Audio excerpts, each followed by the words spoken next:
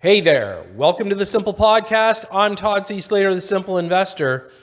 You know, here in Canada, we've got some terrible leaders trying to convince people that they're doing the right thing. Now, you know, it's kind of funny because in politics, it's always about the spin, right? But when the spin has no substance, as we've seen over, the last 9 years, it gets a little bit long in the tooth. But I do have to tell you, one of the incredible things about using X/Twitter is that you can see what people think of some of the posts that you get from some of these politicians. And, nobody is better at shoveling the shit than somebody like a Chrystia Freeland or, a Justin Trudeau. And recently on X, Chrystia turns around and she posted things, Canada needs more homes. Gee, genius there.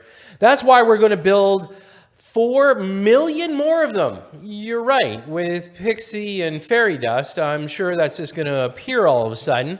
Housing starts went up 16% in July. Hey, Sherlock, the funny thing is that they were down almost the same number in June. So do you really think all of a sudden, look at this number, 16%? Come on, give me a break. The good news is, and a step towards putting home ownership back in reach of younger generations. Okay.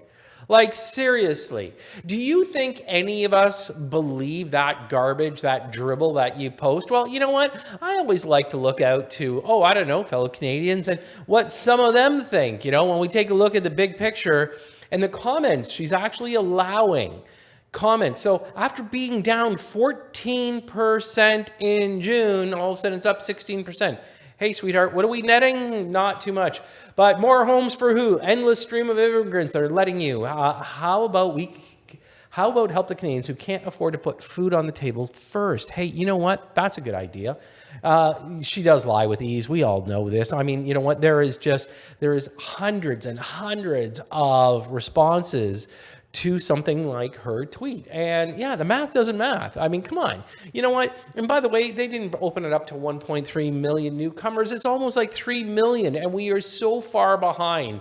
So, your typical politician trying to wring it out. But here's my question, okay? You talk about 4 million as if you can pull it out of thin air or your ass. So the real question is, how's it going to happen? Okay, you're talking about, housing starts, well, when they balance out, maybe they're up by like an extra 1%, if we're lucky. But the truth is here's what the Liberal Party came out with today.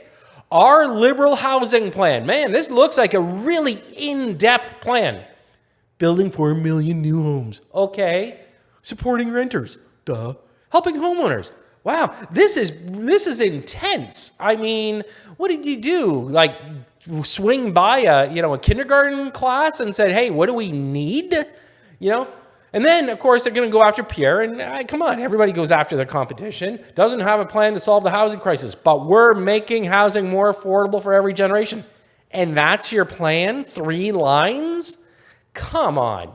What do you think? I mean, yeah, we all know, you think the voters are stupid, and we know the bullshit that comes out of your mouths on a regular basis. But to turn around and say, our Liberal housing plan is 3 lines. Well, I got 3 lines that you could read between, and only one's going to really matter, right?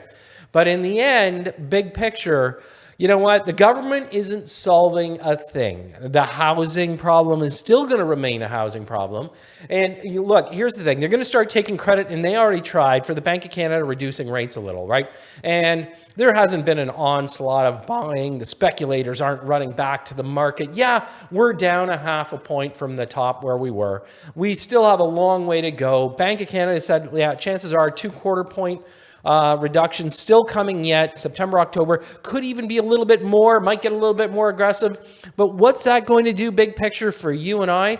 Well, does it make everything more affordable? Not really. We need a lot more to be done before things become affordable. And housing isn't going to be one of those affordable items. You know what? Gas, heat, food, basic healthcare. Yeah, that's the stuff you need to focus on. Just stop your whole narrative about housing, because as a government, you are so far off base.